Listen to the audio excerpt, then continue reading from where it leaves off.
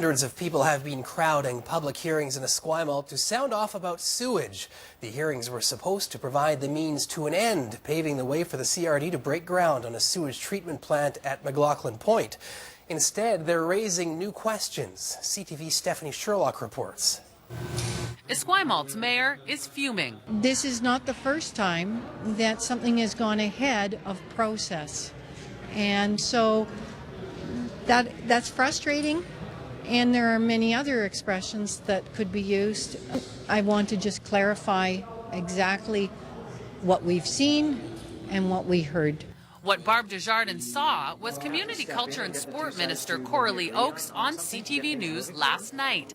What she heard was Oakes' response to the question, at what point will the province step in to move the sewage treatment project forward?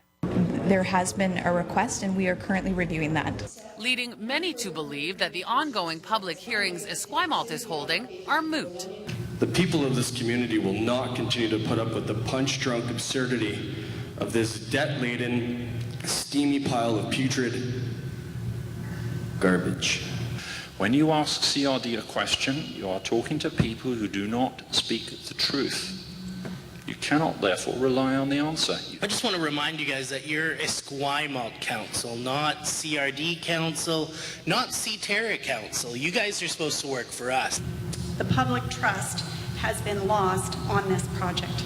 Wastewater Management Committee Chair Jeff Young says the CRD respects the process and has not asked the province to step in. No, and in fact, the committee hasn't even discussed it. So when I say I think the province will be asked, that's just my forecast. Oakes was not available today to clarify what request she was talking about or who made it. The Environment Minister, though, said this. In terms of any request from CRD, what we've received is a request for an extension.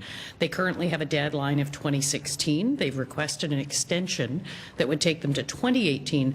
We're considering that. We'll take a look at it and review that and make a decision. But ultimately, it won't change the timeline that they are required to meet for the federal government in 2020. Esquimalt Council is adding a third public hearing to the calendar to accommodate an ever-growing list of speakers. A decision on the rezoning will be made shortly thereafter. No dates have been set. Stephanie Sherlock, CTV News, Esquimalt.